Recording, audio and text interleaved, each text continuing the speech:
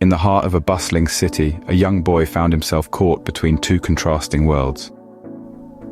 In one world lived his biological father, a man we'll refer to as the poor dad. He was highly educated, holding a PhD, and worked relentlessly to provide for his family. Despite his hard work and dedication, he constantly struggled with his finances, living paycheck to paycheck, unable to break free from the chains of financial stress. He was a firm believer in the traditional mantra: go to school, get good grades, and find a secure job. His approach to life was safe, predictable, but also, unfortunately, laden with financial insecurity. In the other world, there was the rich dad, the father of the boy's best friend. He was a businessman who had only completed 8th grade, but, despite his lack of formal education, he had a vast understanding of money and how it worked. He believed in financial education, in understanding the difference between assets and liabilities, in taking calculated risks.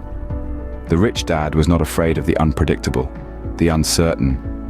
He was a man who saw opportunity where others saw risk, and it was this attitude that had made him one of the wealthiest men in Hawaii. Each dad had a profound impact on this young boy's life, shaping his thoughts, his actions, and ultimately, his future. The poor dad, with his caution and his fear of risk, instilled in him the traditional values of job security and the importance of education. The rich dad, on the other hand, dared him to dream bigger, to step out of his comfort zone, and to understand the game of money. These two fathers, with their contrasting perspectives on money, success, and life, presented the boy with two very different pathways. Each path held its own lessons, its own challenges, and its own rewards. And so, our young protagonist began his journey, torn between two paths, the path of the rich and the path of the poor. As the seasons changed, the young boy grew and learned, drawing wisdom from both his rich dad and his poor dad. An integral part of this wisdom was the power of financial education, a concept deeply emphasized by his rich dad. What is financial education, you might ask? It's not about learning how to count coins or balance a checkbook. No, it's about understanding the language of money, the ins and outs of investments, and the mechanics of business that can shape one's financial destiny. Rich Dad believed that the world of money should not be a mystery. He encouraged the young boy to question, to explore, to investigate the financial world around him. He urged him not to accept the status quo, but to challenge it, to peel back the layers and uncover the hidden truths of money and wealth. For Rich Dad, financial education was not a luxury, but a necessity. It was the key to unlocking opportunities, the map to navigating the maze of financial decisions one makes in life. It was, in essence, the compass guiding the young boy towards financial success. Rich Dad also emphasized that financial education is not a one-time event, but a lifelong journey. It's not about reaching a destination, but about constantly learning, growing, and adapting to the ever-changing financial landscape. He stressed the importance of learning about different types of investments: real estate, stocks, bonds, and mutual funds. He taught the boy that understanding the pros and cons of each and knowing when and where to invest could mean the difference between financial freedom and financial ruin. He also instilled in the young boy the concept of business, the art of creating value, the skill of managing resources, and the strategy of making money work for you instead of the other way around. And with each lesson, the boy's understanding of money deepened, setting the stage for his future financial decisions. The boy, now a young man, began to understand that the key to wealth lay not in a high income, but in accumulating assets. This newfound epiphany was the cornerstone of the rich dad's financial philosophy. It was a lesson that would reshape the young man's perspective on wealth and set him on the path to financial freedom. In the world of finance, assets and liabilities are two terms you'll hear quite often.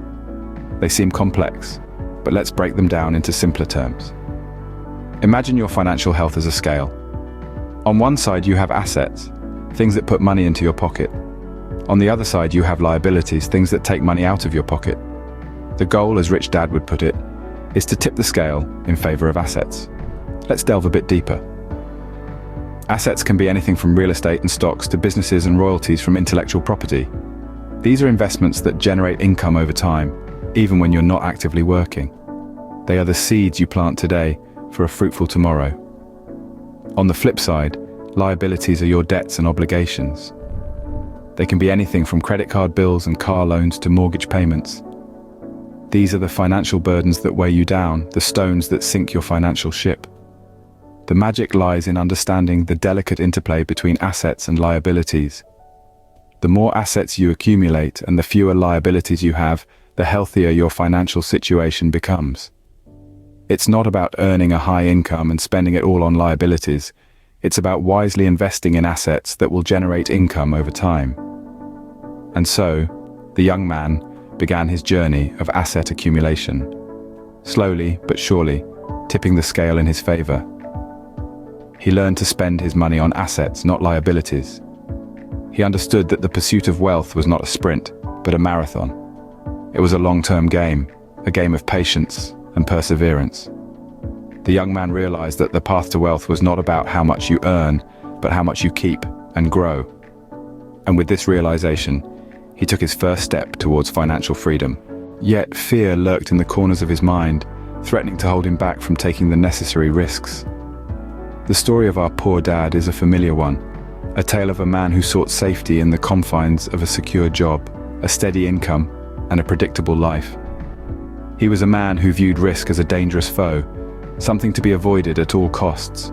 The fear of risk was like a shadow, always following him, always looming over his financial decisions. But let's take a moment to consider the mindset of the rich dad.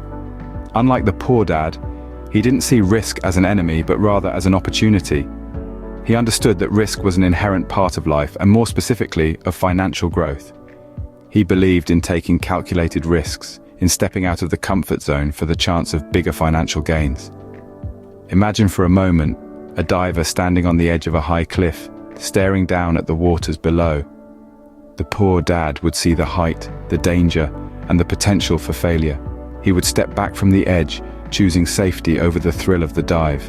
But the rich dad? He would see the same height, the same danger, and the same potential for failure. But instead of stepping back, he would take a deep breath, calculate the risk, and dive, embracing the thrill and the chance for an exhilarating success. Risk, you see, isn't something to be feared.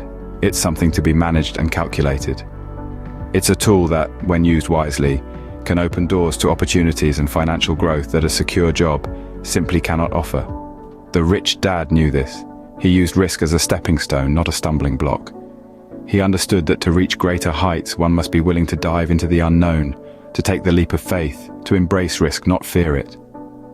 And so, the young man stood at the crossroads, each path echoing with the words of wisdom from his two fathers. With the lessons from his two fathers etched in his mind, the young man set forth on his journey to financial freedom.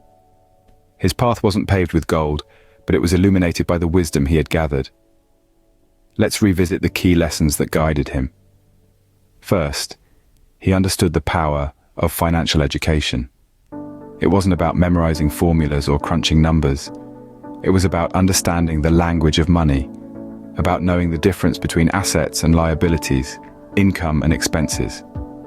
He realized that financial literacy wasn't just for accountants or Wall Street traders. It was a life skill, as essential as reading or writing. Then came the lesson about assets. He learned that an asset is something that puts money in your pocket, while a liability is something that takes money out of it. He started to see his money not just as a means to buy things, but as a tool to generate more money. He invested in real estate, stocks and bonds, building an arsenal of income-generating assets. But perhaps the most important lesson was about risk. He learned that fear of risk can be a bigger obstacle than the risk itself. He understood that every investment carries a certain level of risk, and that avoiding risk entirely meant avoiding growth. So, he took calculated risks, always informed by his financial education and guided by the principle of creating assets. These lessons were not just theories in a book. They were principles that he applied every day. They shaped his decisions, his actions, and ultimately, his destiny. As he walked his path to financial freedom, he discovered a profound truth. Money, he realized, was just a byproduct of his journey. The true wealth lay in the richness of his knowledge, in the confidence he gained from making informed decisions, and in the thrill of turning risks into rewards.